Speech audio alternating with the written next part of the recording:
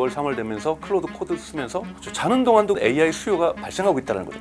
당장 현금을 내는 쪽으로 엔트로픽은 공략을 하는데, 근데 오픈 AI는 그 비용 구조도 못 메꾸는 거예요. 비교되면서 오픈 AI 발 지금 AI 경제 위기론이다 뭐 이런 얘기들이 나오고 있는 거예요. 정말로 AI가 이제는 돈 버는 걸 입증해야만 하는 해가 2026년이라고 볼 수가 있습니다. 본격적으로 이번 빅테크들의 발표에서 중요한 것은 이제는 매출 전체 총 증가율하고 카펙스 증가율도 중요한데, FCF가 같이 올라가주면 카펙스 투자를 이제는 용인해주는 방향으로 가는 거예요. 만약에 FCF가 안 올라가면서 심지어는 이게 떨어지면서 카펙스 투자가 계속 올라간다면 실망 매물이 좀 많이 나올 수 있다고 보고 있습니다. 센터장님께서 눈여겨보고 계신 빅테크 업체 중에 테슬라가 있다고 알고 있는데 최근에는 어떤 부분에서 보고 계신지?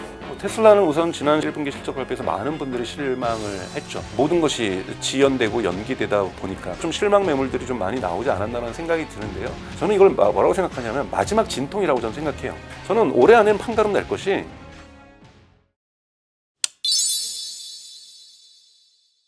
가장 지금 이번 주 중요한 게 빅테크들의 실적인 것 같습니다. 기대감이 커지는 가운데 우리 센터장님께서는 오늘 있었던 이슈, 오픈 AI의 이 성장성 이슈를 어떻게 좀 해석을 하고 계신지 먼저 여쭤보겠습니다. 말씀하셨던 것처럼 네. 오픈 AI가 성장을 못하고 있는 것이 아니라 엔트로픽이 너무 급성장하고 있는 거죠.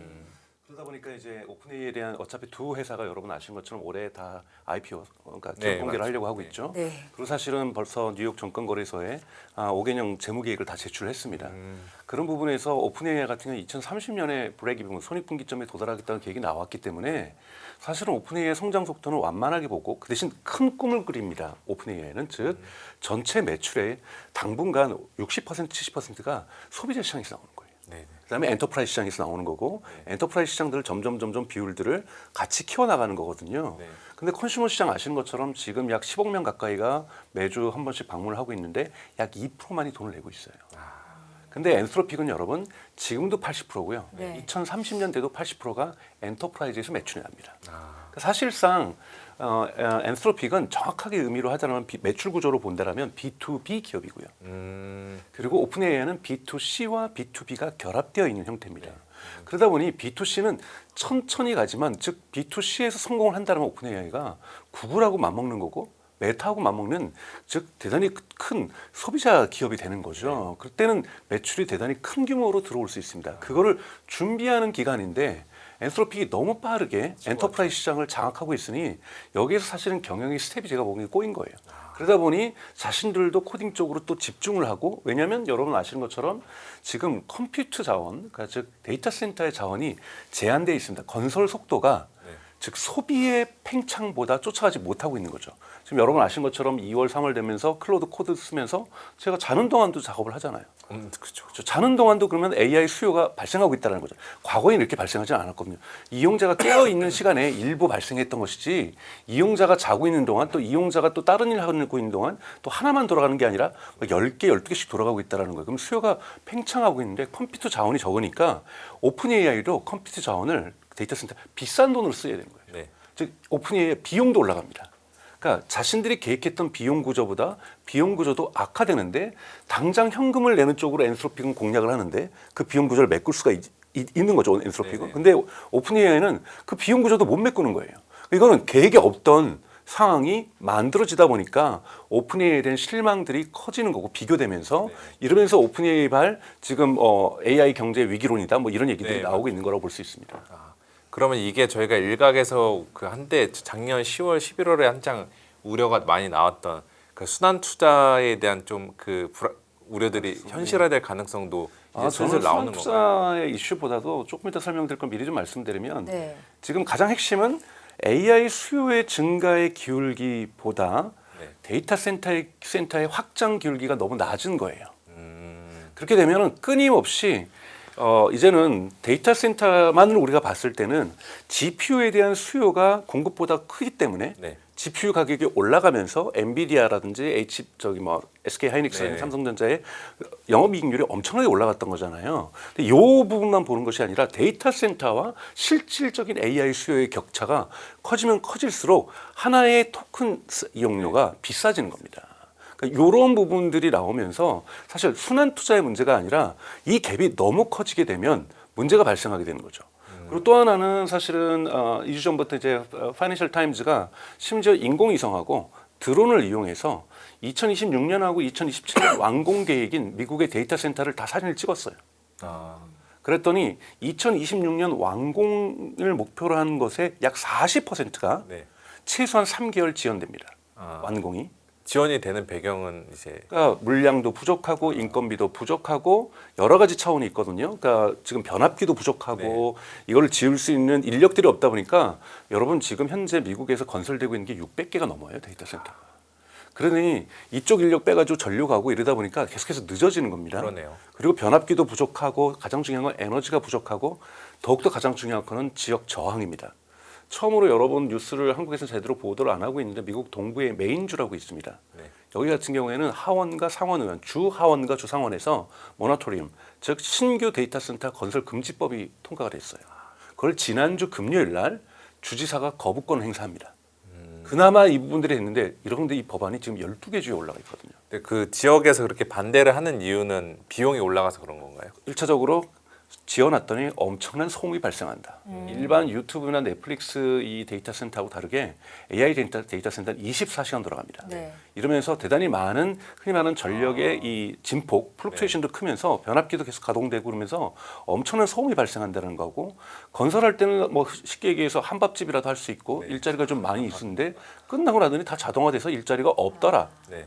그리고 여러분 지역에서의 전기료가 거기 미국 같은 경우는 단일 지역 전기료가 아니잖아요. 네네. 그 지역에서 수요와 공급으로 만들어지기 때문에 전기값이 인상된다. 나는 AI 쓰면서 이득을 못 보는데 왜냐하면 다 하이트 칼라라든지 AI 관련 주식에 투자한 건 아니잖아요. 그렇죠. 미국 국민의 많은 사람들은 AI하고 무관한 삶을 살아가고 있습니다. 그런데 나에게 오히려 피해가 오네. 전기료가 올라가고 심지어는 수도값도 올라가네. 이러면서 사실은 공화당, 민주당 관계없이 관련 법안들이 지금 통과되고 있다는 것, 그래서 정책 저항이 거세지고 있는 것, 이것이 데이터 센터의 건설의 지연을 촉진시킬 수 있고, 파이낸셜 타임즈의 보도에 따르면 2027년 같은 경우에는 7년 말에 목표로 하고 있는 것 중에 60%가 2027년 완공이 불가능하다는 거예요. 그러니 실질적으로 제가 말씀드렸던 AI 수요가 꺾인 게 아닙니다. AI 경제의 기세가 꺾인 것이 아니라 수요는 오히려 올해 들어서 엔트로픽 그 코드발 네. 본격적인 폭발적인 성장세를 이어가는데 데이터 센터의 성장 속도가 이걸 못 받쳐주다 보니 이거는 여러분 오늘 사실은 마이크로소프트가 제일 기대되거든요. 오늘 네. 한국 시간으로 내일 새벽이겠죠. 네. 여기에서 문제가 뭐냐면 지난 분기 실적 발표 때 CFO가 뭐라 그랬냐면 우리 애저 데이터 센터가 있는데 많은 부분을 기업에게 판매용으로 제공하기보다는 네. 마이크로소프트의 코파일럿을 좀 더 많이 팔아보고 네. 그리고 마이크로소프트의 깃허브의 코파일럿을 팔고 그리고 내부 AI 연구에 더욱더 자원을 많이 할당하겠다 그랬어요. 네네. 그때는 근데 이렇게 이 엔트로픽발 수요가 폭발적으로 증가할 줄 몰랐단 말이죠. 12월 1월 초였으니까 1월 그렇죠. 중순이었으니까. 근데 아마존 같은 경우는 대단히 빠른 속도로 엔트로픽에다 투자를 하면서 고객들에게 아마존 AWS를 통해서 엔트로픽을 팔았습니다. 네. 기업에 이렇게 묶음으로 팔 때는 AWS가 엔트로픽에 클로드를 팔거든요. 그러면서 아마존은 적극적으로 그러니까 구글도 마찬가지죠. 적극적으로 자신들이 투자했던 카펙스 투자를 기업에다가 재판매용으로 썼는데 마이크로소프트는 지난 분기 때 CFO가 분명하게 이 부분을 크게 할당하지 않았다라고 얘기를 했다라면 이 실적이 이번에 어떻게 나왔을지 특히 3월 달에 네. 이 매출이 크게 증가했을 텐데 AWS랑 그렇죠. 클라우드 같은 경우에는 구글 클라우드 같은 경우에는 과연 마이크로소프트는 어땠는지 그리고 상대적으로 그렇다고 해서 정말 코파일럿이 팔렸을까?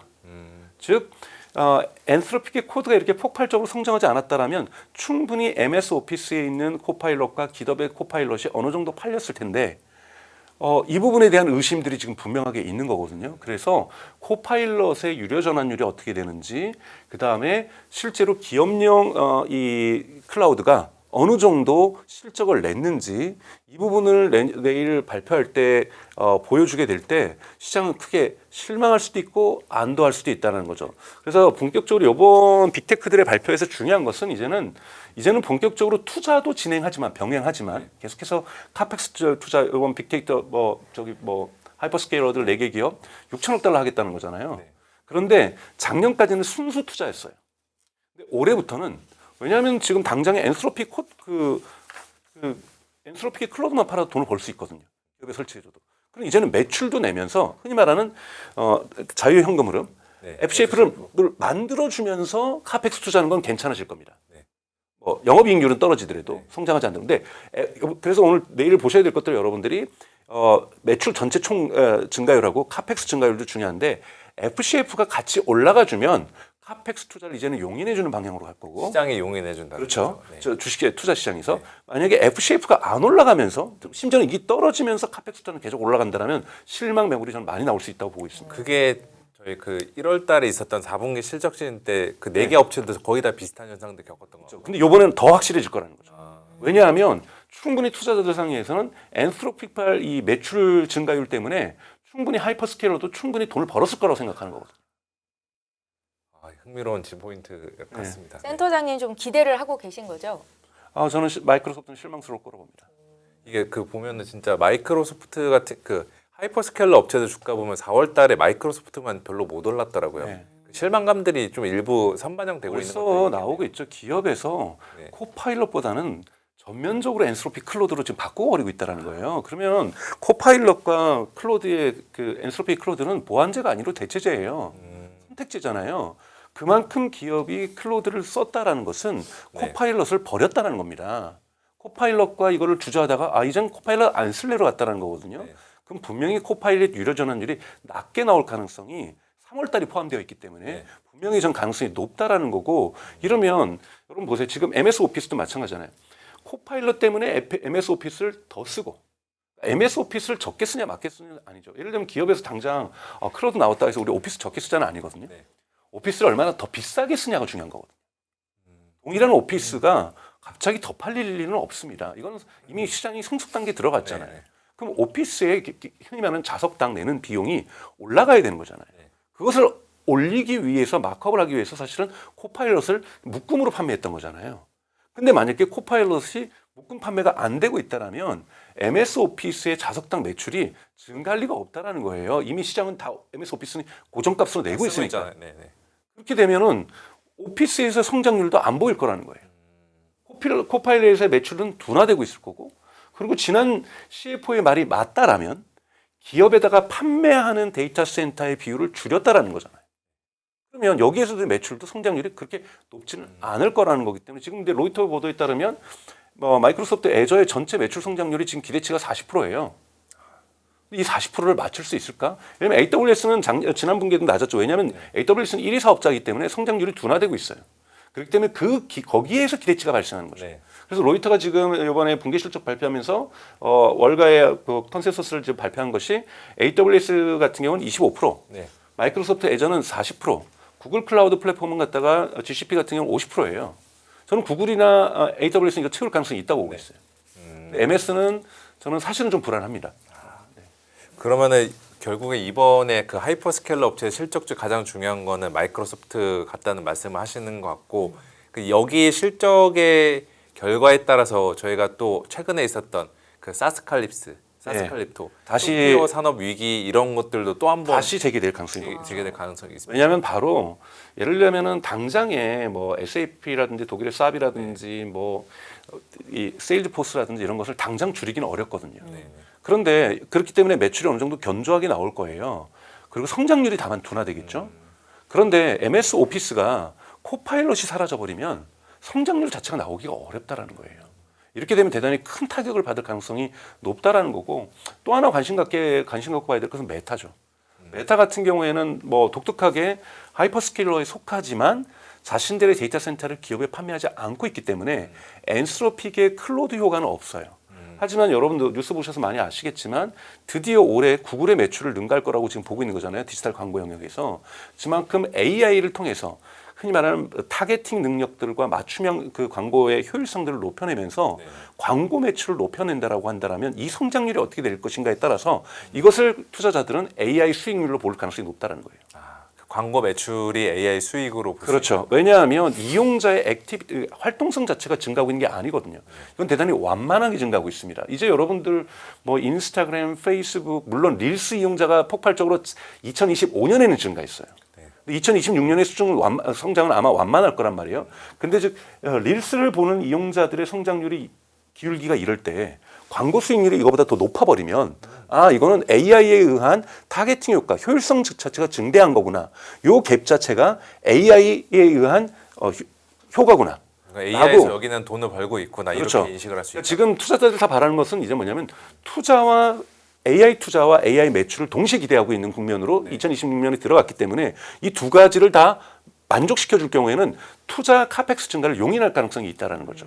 그러니까 이런 부분에서 정말로 AI가 이제는 돈 버는 걸 입증해야만 하는 해가 2026년이라고 볼 수가 있습니다. 네, 알겠습니다. 네, 저희 빅테크들의 실적 발표를 앞두고 주요 포인트들을 짚어봤습니다. 센터장님께서 눈여겨보고 계신 빅테크 업체 중에 테슬라가 있다고 알고 있는데 최근에는 어떤 부분을 좀 보고 계신지요? 테슬라는 우선 지난 실적 발표에서 1분기 실적 발표에서 많은 분들이 실망을 했죠.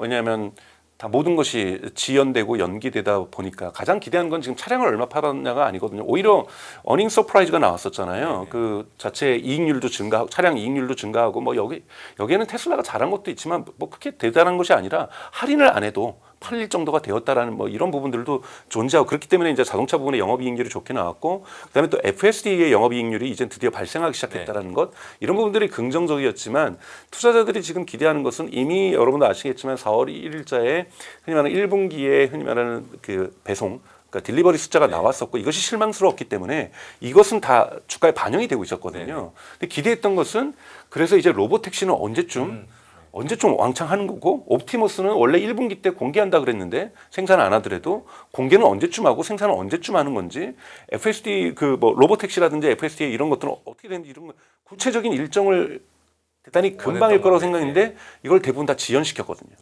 이러면서 이제 실망스럽고 심지어 또 일론 머스크가 좀 주저하는 식이었던 발언들을 그러니까 좀 태도가 보였다든지 이러면서 좀 실망 매물들이 좀 많이 나오지 않았나라는 생각이 드는데요. 역시 테슬라 같은 경우에는 저는 이걸 뭐라고 생각하냐면 마지막 진통이라고 저는 생각해요. 어떤 마지막 진통이냐면 불 입장과 이 비어 입장이 싸우는 마지막 이 싸움터라고 보고 있거든요. 저는 올해 안에는 판가름 날 것이 테슬라를 회의론자도 대단히 많습니다. 회의론자가 맞는지 테슬라에 대해서 조금은 신앙적으로까지 좋게 보시는 분들이 맞는지 이것을 결과의 카드가 올해 안에는 분명히 나오게 돼 있어요. 그냥 로보택시가 이제 더 이상 안 된다? 올해 안에도 안 된다? 그러면 이제 다들 그냥 계속 안 된다라고 볼 수가 안 있는 된다라고 보는 입장이 맞을 수 있거든요. 일시적으로라고 할지라도 분명하게 이건 그들의 손을 들어줘야 되는 거고 만약에 올해 로보택시가 정말로 된다. 사실은 이제 디테일하게 싸울 수 있거든요. 예를 들면 휴스턴이라든지 댈러스에서 시작을 했는데 꼴랑 2대 했거든요. 이제 우리가 흔히 말하는 소프트웨어 스케일러빌리티를 우리가 신뢰한다라면 이건 2대가 가능하다라는 건 20대, 30대도 가능하다라는 건데 다만 언론 환경이라든지 규제 환경을 생각해서 매우 보수적으로 접근할 수도 있는 거거든요. 20대가 더 다닌다고 더 사고율이 높아진다고 우리가 단언할 수는 없는 거거든요. 소프트웨어 같은 경우에는. 그렇기 때문에 이것을 긍정적으로 보는 시각도 분명하게 존재하는 거고 이 속도가 늦는 것에 대해서 이것이 규제 당국에 의해서건 기술의 어떤 발전 수준의 속도가 늦어서건 분명하게 실망도 있지만 저는 올해 안에는 반드시 누가 테슬라를 판단하는 기술적 거에 대한 판단에 대한 이 누가 승하고 누가 패할지가 결정나는 한 해가 될 거라고 저는 보고 있는 거고 이것은 자동차 판매율이 아니라 결국은 FSD와 로보택시와 옵티머스. 저는 옵티머스에 대해서는 큰 기대는 아직 안 하고 있어요. 옵티머스는 만들어지는 것이 양산되는 것이 판매용 옵티머스가 아니라는 거예요.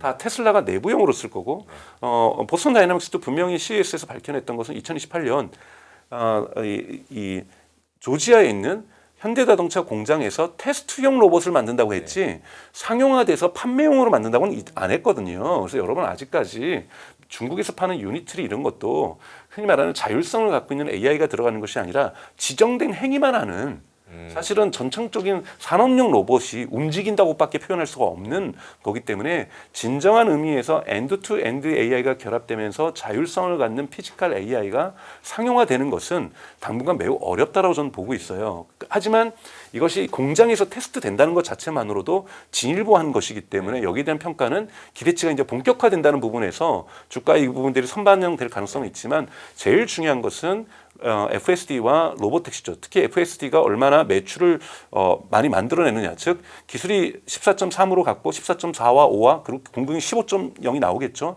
나왔을 때 FSD 채택률, 테이크 레이트가 미국에서 계속해서 상승하느냐.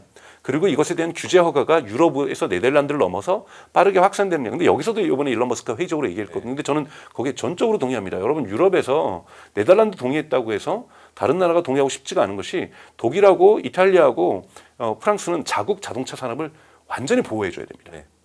그들은 여기에 동의하기가 매우 어려울 거고 여러분 메르세데스라든지 뭐 BMW라든지 폭스바겐이 또는 르노라든지 시트로엔이라든지 이런 데가 피아트 다뭐 스텔란티스죠. 네. 로비를 작동을 안 하겠습니까? 하겠죠. 네, 여러분 유럽에서 가장 강력한 로비 단체는 자동차 기업이에요.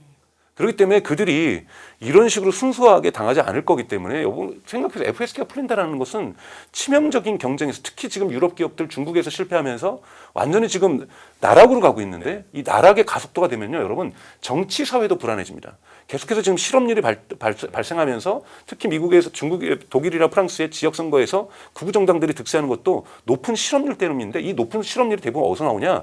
자동차 벤더들에게서 나오는 거거든요.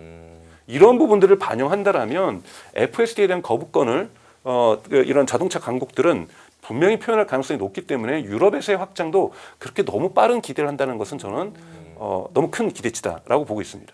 센터장님, 테슬라가 AI 칩을 만들 수 있을까요? 여기에 대한 의견은 이것도 어떻게 보면 또 다른 게임 체인저가 될 수 있지 않나 싶어서요. 저는 개인적으로 너무 싫었어요. 이제 좀 많은 카펙스 투자를 했으니 네. FSD하고 로보택시하고 옵티머스에서 성과를 좀 따먹었으면 좋겠는데 또 투자를 또 투자를 한다는 건 여기서 번 돈을 가지고 또 투자한다는 얘기잖아요.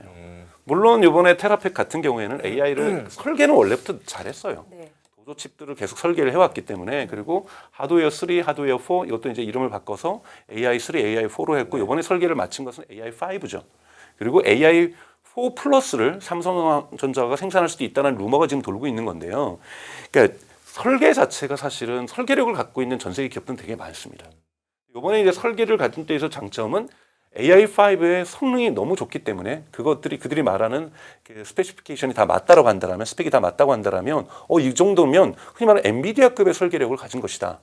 암의 설계력을 가진 거라는 부분에서 설계력을 높게 평가할 수 있다는 부분에서 긍정적이지만 제조가 성공할 것 보장은 완전히 별개의 문제잖아요. 그러니까 이러한 이 파운더리하고 팹리스하고는 완전히 질적으로 다른 카테고리 영역이기 때문에 반드시 성공한다는 보장은 없습니다만 그러다 보니까 응원군을 이 인텔로 삼은 거고 여러분들이 이제 구별하셔야 될 것은 아직 조인트 벤처가 출범하지는 않았는데 테라팹은 테슬라하고 스페이스X가 조인트 벤처를 만들어서 하기로 했고 여기에서 그때 역할 구분이 뭐가 있었냐면 테슬라는 R&D를 하고 제조 R&D를 하고 즉 칩의 제조 R&D까지는 테슬라의 몫이고 양산은 스페이스X의 몫이에요.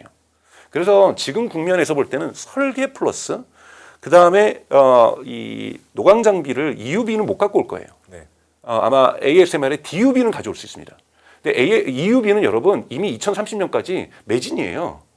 구하고 싶어도 못 구하는 거죠. 네, 못 구하는 건데 여러분 그러니까 EUV하고 DUV를 보통 구별하잖아요. 그러니까 EUV가 흔히 말하는 고급 나노, 네. 고급 나노를 만드는 거고 이제 DUV 같은 경우는 7나노, 10나노, 12나노 이런 걸 만드는 건데 이건 구할 수가 있어요.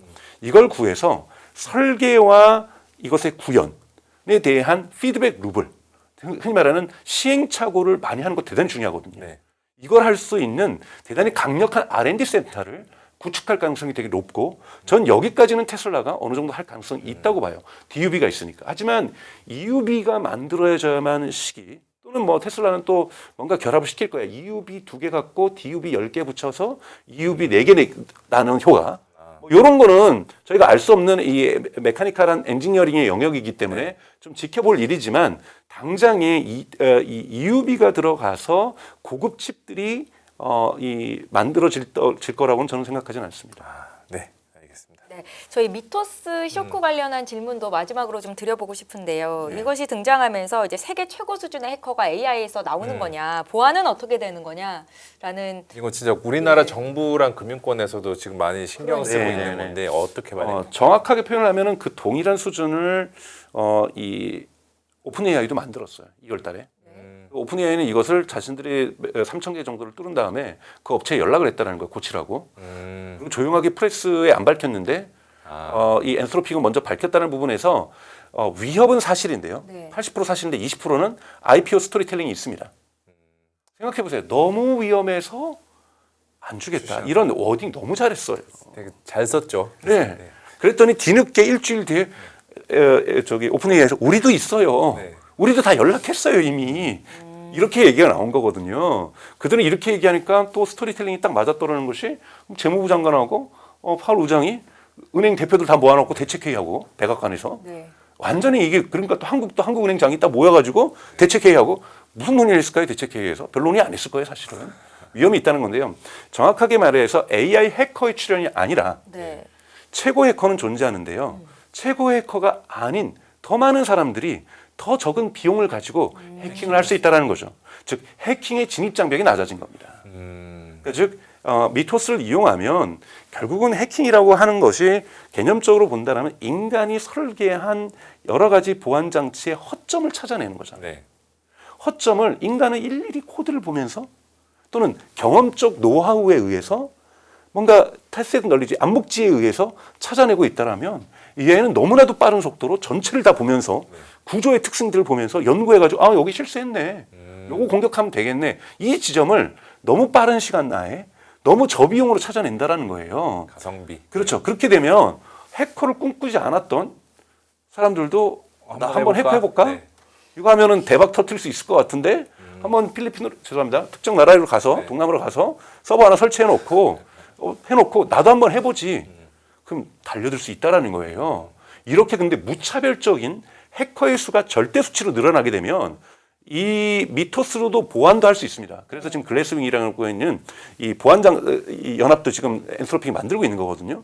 만들어도 이 공격이 흔히 말해서 탑 클래스 10명만 하다가 그 10명이 지금 갑자기 10,000명?